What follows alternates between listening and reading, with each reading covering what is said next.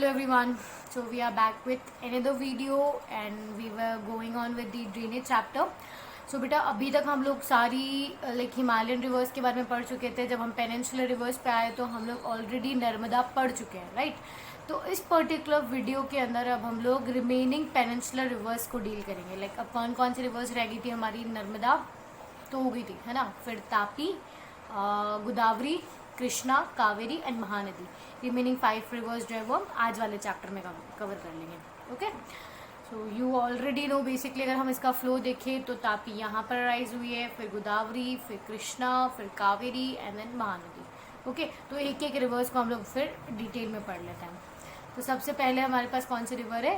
Tapi basin. Then ये arise होती है Satpura range. We have already seen. Narmada की जब हमने बात करी थी तो हम लोगों ने एक फॉर्मूला याद किया था, VNS हमने जो याद किया था, राइट. तो उसमें भी क्या था, विंध्याचल रेंज, फिर नर्मदा रिवर और फिर सतपुरा रेंज, राइट. तो अब ये रिवर जो है बेटा वो सतपुरा रेंज के बैतूल डिस्ट्रिक्ट में राइज होती है, एमपी के अंदर.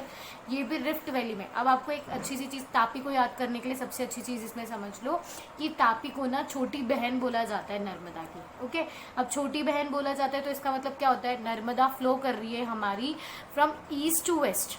तो छोटी बहन भी कौन से डायरेक्शन में जाएगी, फ्रॉम ईस्ट टू वेस्ट. ठीक है, ये जैसे अब हम लोग नर्मदा से सारे पॉइंट्स नर्मदा से याद करते जाओ. ठीक है, जैसे नर्मदा भी क्या थी, वो रिफ्ट वैली के अंदर फ्लो करती थी. उसी तरीके से हमारी ये जो तापी है वो भी रिफ्ट वैली में फ्लो करेगी. अब तापी कौन से रिफ्ट वैली में फ्लो करेगी वैसे समझने की कोशिश करो कि अब यहाँ पे मैंने आपको पहले ही बताया है कि जो ये तापी है ये सतपुरा रेंज में राइज होती है, राइट. तो बेटा अब सतपुरा रेंज में राइज होती है तो सतपुरा रेंज में भी बहुत सारी हिल्स आ जाती है. जैसे आप महादेवा हिल्स हो गई, माइकाल हिल्स हो गई. तो ये रेंजेस यहाँ पर क्या करती है ना, यहाँ पर ये रिफ्ट वैली बना देती है. ओके, तो जैसे रिफ्ट वैली बनी तो अब ये रिवर जो तापी है वो भी उस रिफ्ट वैली के अंदर कहाँ से कहाँ फ्लो करेगी, from east to west. Okay, there are only 2 rivers that are moving. हमें जो याद, ऐसे बहुत सारे छोटे रिवर्स है, इनकी बहुत सारी ट्रिब्यूटरीज है, पर हमें उन पर ध्यान नहीं देना. हमें कौन से रिवर्स बेसिकली याद करनी है कि पेनिनसुलर रिवर्स के अंदर 2 मेजर ऐसी रिवर है जो मूव करती है ईस्ट टू वेस्ट. ओके, तो वो एक तो हमने नर्मदा था और एक नर्मदा की छोटी sister, that is the Tapi basin. Okay, अब नर्मदा से छोटी सिस्टर मैंने आपको बताया ना यहाँ पे. तो अब स्मॉलर सिस्टर हुई तो वो कैसी होगी, लेंथ में भी नर्मदा से शॉर्ट होगी. और ये कौन कौन से एरियाज में फ्लो कर रही है, MP, Gujarat and Maharashtra. Okay, then finally it drains into Arabian sea without forming deltas. अब बहुत इंपॉर्टेंटली और बहुत रिपीटेडली मैंने तुम्हें ये चीज़ समझाई है कि अब आपको जितनी भी रिवर्स वेस्ट में, ठीक है, जितनी भी रिवर्स वेस्ट में ड्रेन होती है, अब मैंने बताया था ना बॉर्डर्स के काफ़ी पास में आ जाते हैं और कंटिन्यूस आ जाते हैं वेस्टर्न घाट्स. तो बेटा इन रिवर्स को बहुत ज़्यादा स्पेस नहीं मिल पाता है ड्रेन होने के लिए, राइट. इसीलिए बिना बेसिन बनाए या बिना बोलते हैं ना डेल्टा बनाए, ये क्या करती है सारी रिवर्स, क्या होती है, बिना डेल्टा बनाए इनटू द सी ये ड्रेन हो जाती है. तो तापी बहुत इजी था समझने के लिए. सतपुरा रेंज में राइज हो रही है, रिफ्ट वैली के अंदर फ्लो कर रही है, नर्मदा से छोटी है लेंथ में, एमपी, गुजरात और महाराष्ट्र इसके मेजर कवरिंग एरियाज है, और फाइनली ये ड्रेन हो जाती है अरेबियन सी में. And it is also an example of peninsular rivers which is moving from east to west. Clear with this. Next will go to another river. तो ये आपको इसका फ्लो भी देखने को यहाँ पे समझ में आएगा. देखो बेटा ये कितनी शॉर्ट है, आपको दिख रही है ना क्लियर. यहाँ पे एमपी में बन रही है, ठीक है, एमपी में राइज हो रही है, फिर एमपी से फ्लो होते होते कहाँ पे पहुँच रही है, देखो दिख रहा है ना, मध्य प्रदेश यहाँ पे लिखा हुआ है. फिर उसके बाद में वो गुजरात जाएगी और फिर गुजरात से फाइनली अरेबियन सी के अंदर सबमर्ज हो जाएगी. महाराष्ट्र भी आएगा ऑफकोर्स, ठीक है. तो आपको यहाँ पे देखना है MP, Gujarat and Maharashtra. Clear है, इतना सही है. फिर उसके बाद में नेक्स्ट हमारे पास गोदावरी है. अब इसको समझो, बहुत इंपॉर्टेंट क्वेश्चन आते हैं बेटा गोदावरी पे. अब गोदावरी रिवर जो है वो इम्पॉर्टेंट भी क्यों है. अब हमने देखा था कि जो रिवर गंगा थी, ठीक है, वो लाइफलाइन होती है हमारे नॉर्दर्न प्लेन्स की, या पूरे नॉर्दर्न, अगर हम नॉर्दर्न हेमिस्फीयर की बात करें तो वहाँ पे सबसे मेजर रिवर जो हमें दिखती है, जो बहुत लार्ज एरिया में ड्रेन कर रहा था, वो कौन सी थी, गंगा रिवर. उसी तरीके से अगर हम सदर्न एरिया में बात करते हैं या पेनिनसुलर रिवर्स की जब हम बात करते हैं तो यहाँ पर मेजर लाइफलाइन सोर्स कौन सा हो जाता है, गोदावरी. ठीक है, इसे दक्षिण गंगा के नाम से भी जाना जाता है. So a question can come from your one word like which river is known as Dakshin Ganga, then it is Godavari. Okay, it is largest peninsular river as like Ganga was there. Okay, so now rises from slopes of Western Ghat in Nasik district of Maharashtra.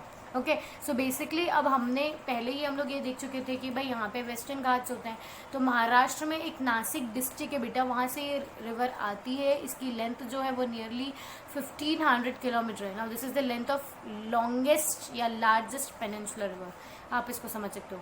इसका maximum of water, अब बेटा ये चीज़ थोड़ा यहाँ पे आप ध्यान देकर के समझने की कोशिश करना, ठीक है। यहाँ महाराष्ट्र से ही अराइज हो रही है और 50% ऑफ द वाटर जो है ये कहाँ पर इसका यूज़ होता है, महाराष्ट्र में। दैट मीन्स लाइफ लाइन, अगर तुमसे क्वेश्चन में पूछ लूँ कि कौन से रिवर है जो मेजर लाइफ लाइन है महाराष्ट्र की, then it is the Godavari river.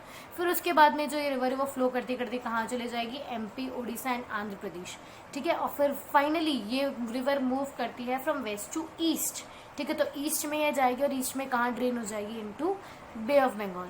इसकी मेजर ट्रिब्यूटरीज कौन सी है, पूर्णा, वर्धा, मंजरा एक्सेट्रा। तो ये रिवर भी आपको समझ में आ गई। ये आपको इसका लोकेशन दिख रहा है, यहाँ महाराष्ट्र में नासिक में राइज हुई है।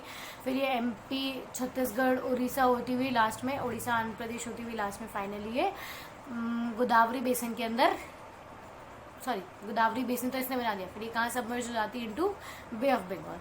Clear. Next river is Mahanadi, rises in highlands of Chhattisgarh, ठीक है। ये रिवर कहाँ पे राइज हो रही है, छत्तीसगढ़। इनको याद करते चलना बेटा। अभी तक आप लोगों ने गंगा का राइजिंग देख लिया, आपने इंडस का देखा था, फिर ब्रह्मपुत्र का देखा था। अब हमारे पास यहाँ पे नर्मदा का भी हम लोगों ने देखा था, उसके लिए हम लोगों ने वीएनएस याद किया। फिर उसी सतपुरा से हमारी तापी रिवर भी आई। फिर लास्ट हमने गोदावरी देखा, तो वो नासिक महाराष्ट्र में से आई है, ठीक है। अब महानदी पे आ जाते हैं, तो महानदी कहाँ पे राइज हो रही है, छत्तीसगढ़ में, और इसकी लेंथ है 860 किलोमीटर्स। और ये फ्लो करिए कौन कौन से एरियाज में, महाराष्ट्र, छत्तीसगढ़, झारखंड। इसकी ट्रिब्यूटरीज है जोंग, मंद, हसोना, ये ठीक है। ऐसे करके एक दो रिवर्स और आएगी, आप देखोगे वो इनकी रिवर्स। सी बेटा, हम लोगों को ये भी पता है कि वेस्टर्न घाट्स और ईस्टर्न घाट्स की तरफ बहुत सारे रिवर्स हैं, ठीक है। पर हमें बेसिकली यहाँ पे केवल और केवल इन 5 रिवर्स को याद करना है, that is Narmada, Tapi, Mahanadi, Godavari, Krishna and Kaveri. 6 reverse हो गई है, हमें केवल इनके बारे में समझना है। ओके, ये मेजर बेसिन कवर करती है हमारे इंडिया का। सो जब हम लोग सबसे पहले यहाँ पे महानदी से स्टार्ट कर चुका, तापी पढ़ लिया, फिर हम लोगों ने उसके अंदर गोदावरी पढ़ लिया, ठीक है। महानदी भी समझ में आ गया आपको, छत्तीसगढ़ में लेंथ इतनी है, कौन कौन से स्टेट्स में फ्लो कर रही है, ट्रिब्यूटरीज कौन सी है, क्लियर। इसके बाद में आप देखो, ये इसका महानदी का फ्लोइंग एरिया आ गया आपको, है ना, ये भी आपको समझ में आ गया।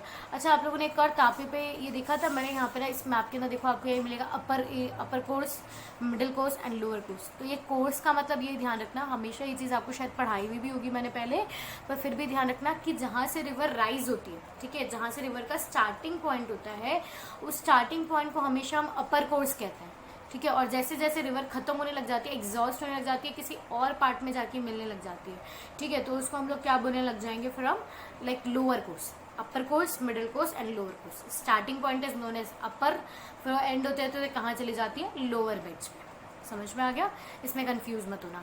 सो Godavari is also done, Mahanadi is also done.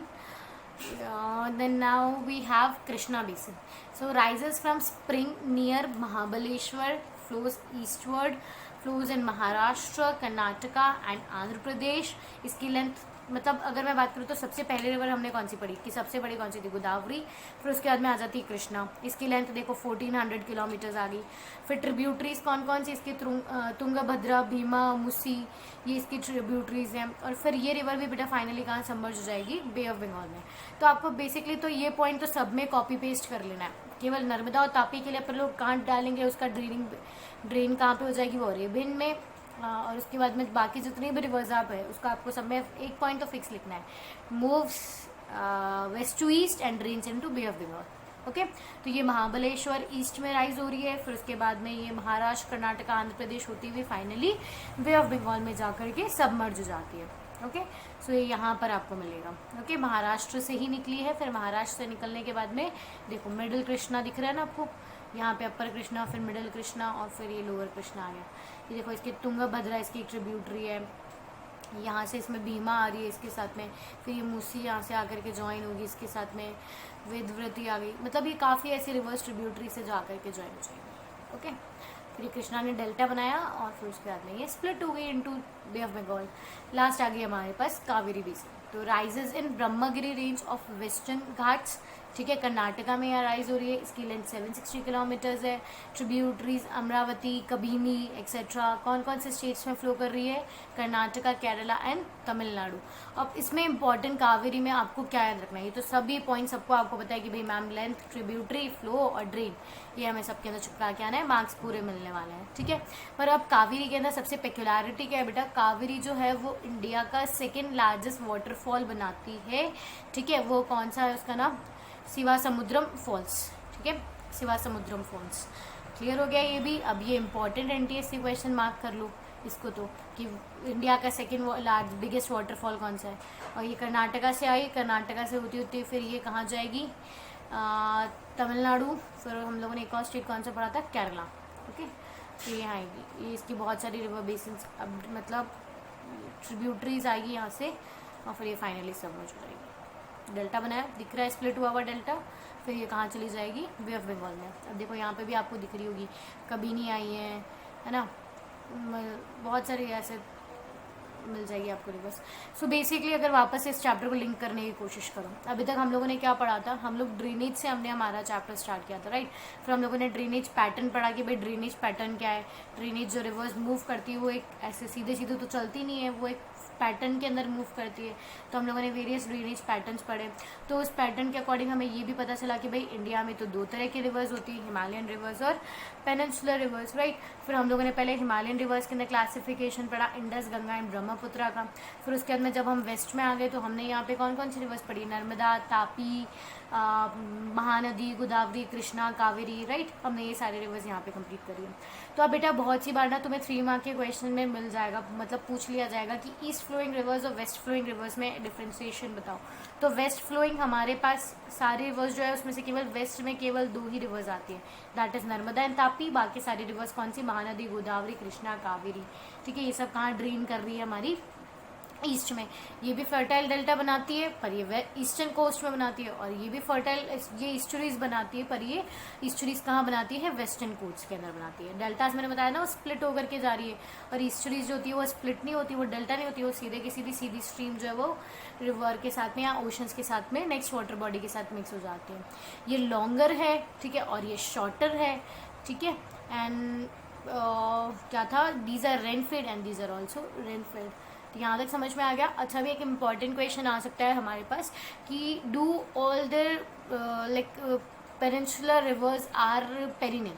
ठीक है, क्या इनको जो पानी है वो केवल रेनफॉल के थ्रू ही मिलता है, बेटा most of the reverse, right. अगर मोस्ट ऑफ द रिवर्स की मैं बात करूँ पेनिनसुलर रिवर्स की, तो मैक्सिमम रिवर्स जो है वो डिपेंडेंट होती है अपन हैवी रेनफॉल। तो इसका मतलब हम ये भी समझते हैं कि अगर मैम मानो कि भाई 2 साल अगर रेनफॉल ना हो तो क्या ऐसा हो सकता है क्या बेटा कि है ना, मतलब जो ये रिवर्स हैं वो पूरी सूख जाए। यस, ऐसा हो सकता है। पर याद करो पिछले हम लोगों ने जब नर्मदा पढ़ा था तो मैंने आपको स्पोंग माउंटेन्स के बारे में, स्पोंग हिल्स के बारे में समझाया था, राइट। तो ये क्या करती है बेटा, काफ़ी टाइम तक पानी को अपने अंदर स्टोर कर लेती है और फिर बहुत सारी स्ट्रीम्स में खुद को स्प्लिट करती है। ठीक है, तो अब जब वो स्ट्रीम स्प्लिट होती है तो वो ऑल मतलब थ्रू आउट द टाइम वो बहती रहती है, फिर उसके अंदर वापस पानी इकट्ठा होता है, रिस्टोर होता है, फिर इनका फ्लो जो है वो मेंटेन रहता है उस accordingly. Okay, so that's it for today. अब इसके बाद में हम लोग रिवर्स पढ़ चुके हैं, अब बेसिकली हमारे पास बचा है लास्ट टॉपिक पढ़ने को, लेक्स।